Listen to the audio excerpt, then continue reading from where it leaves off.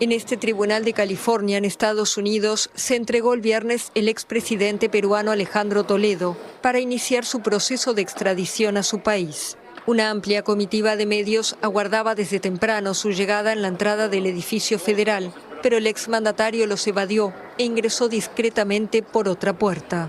El Servicio de Alguaciles de Estados Unidos confirmó a la France Press que Toledo se había entregado y fuentes judiciales indicaron que se esperaba que el proceso de extradición durara menos de una semana.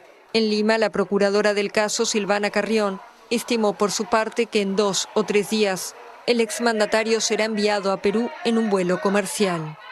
Toledo es acusado en su país de haber recibido millones de dólares de la constructora brasileña Odebrecht a cambio de licitaciones para obras públicas. Los fiscales piden 20 años y 6 meses de cárcel. El expresidente ha negado las acusaciones y presentó varias peticiones para bloquear la extradición que Perú buscaba desde 2018 y que Estados Unidos autorizó en febrero pasado. Todos los recursos presentados por Toledo para retrasar el proceso fueron denegados. Y está con nosotros esta noche, como siempre hacemos en este programa, para complacer a todos nuestros televidentes, la persona que al detalle conoce todo lo que ha ocurrido en este caso, en este y otros casos.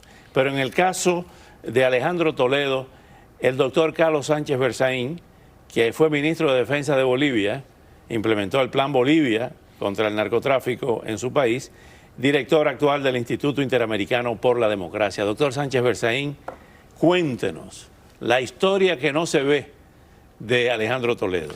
Bueno, esto que estamos viendo es solamente una pequeña parte de lo que se llamó el Lavallato, que era una organización criminal generada por Lula, por Chávez y por Castro, para que Lula proporcione dineros federales del Brasil a través de 17 empresas constructoras brasileras, y Castro y Chávez repartan en toda América construcciones duplicando precios, haciendo sobornos. ¿Ese era el caso de Odebrecht? Eso es Odebrecht. Se llama Odebrecht porque Odebrecht es la empresa más importante de las 17. Ahí están Ray Gutiérrez, Méndez Jr., 17 empresas. Entonces, eso se destapa en el Brasil y produce un escándalo continental, que no hay país que no haya sido afectado por aquello. Hasta hoy día hay 4 países donde hay absoluta impunidad. Cuba, que tiene el sobreprecio de la construcción del puerto del Mariel, estaba contratada por 230 millones de dólares y la hacen en el tema Lavallato por más de 900. Venezuela, donde todo se ha tapado, Bolivia y Nicaragua. Se han destapado con procesos importantes en el Perú, en el Ecuador, en la Argentina y en el Brasil. En el Brasil hay más de 150 condenados por este tipo de procesos. Estuvo hasta preso Marcelo Odebrecht. Está preso con residencia domiciliaria y muchos de los empresarios se han vuelto testigos colaboradores y al hacer eso han reducido sus penas. En este proceso, en este escándalo, fue condenado Lula a más de 20 años de cárcel, pero la Corte Suprema anuló la sentencia diciendo que no se le habían respetado algunos derechos procesales. ¿Qué le pasó a Alejandro Toledo? ¿No quiso negociar? No, lo de Alejandro Toledo es que contra él han declarado los funcionarios de Odebrecht. Uno dijo le dieron 31 millones, el otro dijo no, fueron 35.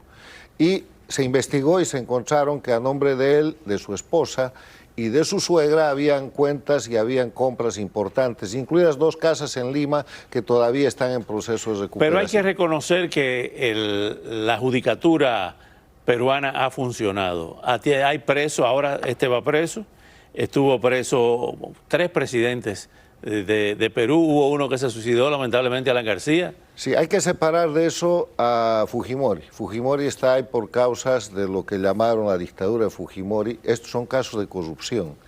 Y la justicia funciona y lamentablemente no hay expresidente que no se libre de la corrupción en este periodo, y todos con el Lavallato. O sea, esto del Lavallato, de nuevo, se dice el caso Odebrecht, es el caso Lula, Castro, Chávez, porque sin esa cadena política nunca hubiera sido posible que el Brasil disponga de ese dinero. ¿Qué hacían las empresas? Las empresas brasileñas lo que hacían era firmar contratos con gobiernos que eran señalados por Chávez o por Lula o por Castro, y sacar recursos federales del Brasil y con eso hacer las obras. Y duplicaban o triplicaban los precios. En el caso del puerto del Mariel en Cuba han triplicado el precio. O contrataban obras y nunca hacían la obra. O simplemente repartían sobornos. Esto de Toledo tiene que ver con la construcción de la Panamericana Norte Brasil, 1 y 2, Perú, que conecta Brasil con el Perú. Se dijo inicialmente que le habían dado 20 millones, pero parece que son 35, ¿no? No, son 35 porque eso fue corregido por... la gente que está declarando es la que ha entregado la plata. Entonces, ¿por qué están declarando? Y esto ya es cuento pasado. Esto era un escándalo total el 2019, el 2020. En el caso de la Argentina es lo mismo. Está metido De Vito, está metido una cantidad de gente el kirchnerismo. Y los empresarios brasileños corruptos, que eran los pagadores de la corrupción y que habían montado incluso dentro de Odebrecht una gerencia especial para administrar las coimas de todas las empresas que estaban metidas en esto, empiezan a cantar, como se dice en el lenguaje popular, porque lo hacen a cambio de que les reduzcan sus penas. De esa manera, Marcelo Odebrecht, que es el más importante de estos empresarios corruptos, vive en su casa con una detención. Arresto domiciliario. Vamos a escuchar lo que dijo Alejandro Toledo antes de viajar, antes de ser extraditado. Todavía no lo he hecho. Yo me voy a entregar mañana, a las 9 de la mañana. No sé cuánto tiempo me van a tener aquí en la cárcel. Y no sé quiénes van a venir a recogerme del Perú. Pero lo único que pido es que no le corro a la justicia, pero le pido, por favor, no me maten en la cárcel. Déjeme luchar con nuestros argumentos. ¿Por qué teme que lo maten en la cárcel en Perú? Yo creo que eso es parte del histrionismo propio de Toledo, siempre ha sido así. Casi está haciendo un discurso, no una declaración. Ahora está preso, su propio abogado calcula que la extradición va a tomar cerca de 4 días. Tienen que hacerle una serie de revisiones médicas y viene la fiscalía con algún transporte especial seguramente y va para el Perú. Se calcula que el próximo miércoles estará en el Perú. Pero en todo caso, el tema de tanto presidente peruano en la cárcel tiene que ver, de nuevo, con un caso de corrupción transnacional de la gente que ha muerto en la impunidad.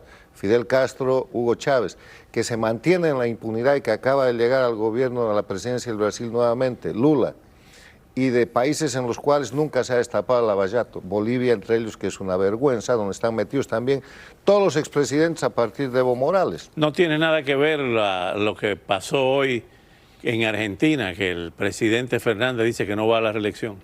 No, porque él era un funcionario en ese tiempo de menor jerarquía y no ha sido acusado por eso.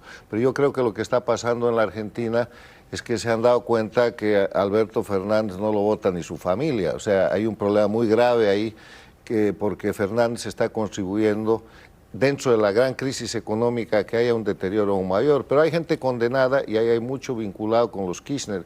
La riqueza de la familia Kirchner viene en gran parte de los escándalos del lavallato. ¿Puede ir a la cárcel cuando salga del gobierno? Ya está sentenciada la señora Cristina Fernández de Kirchner, pero es poco probable que vaya a la cárcel. Primero porque va a apelar, segundo porque puede quedar de senadora y tercero que para el momento en que la condenen, eventualmente va a pasar la edad de meterla a la cárcel. Yo quiero recordarle que un expresidente argentino estuvo condenado y sentenciado a entrar a la cárcel, pero murió como senador. Entonces no hubo manera de que entre a la cárcel. Era Carlos Saúl Menem. Carlos Saúl Menem. En el caso de ella, ese tipo de mujer siempre niega la edad. Bueno, gracias. En todo caso, esto es el escándalo transnacional del socialismo del siglo XXI. Ay, no es un problema del capitalismo, es un problema del castrochavismo. Gracias por venir esta noche nuevamente, doctor Carlos Sánchez Berzaín. Al regreso.